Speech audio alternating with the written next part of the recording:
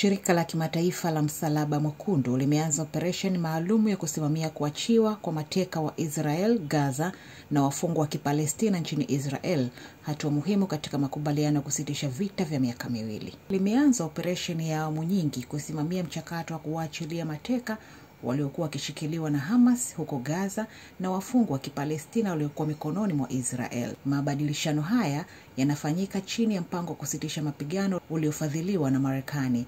Yanaashiria hatua ya kwanza kubwa kuelekea kumaliza vita vya miaka 2 vilivyoiteketeza Gaza na kusababisha maafa makubwa pande zote mbili. Mapema leo Jumatatu, Hamas ilitoa orodha ya mateka 20 walio hai watakaoachiliwa pamoja na orodha ya zaidi ya wafungwa 1900 wa Kipalestina wanaotarajiwa kuachiliwa nchini Israel.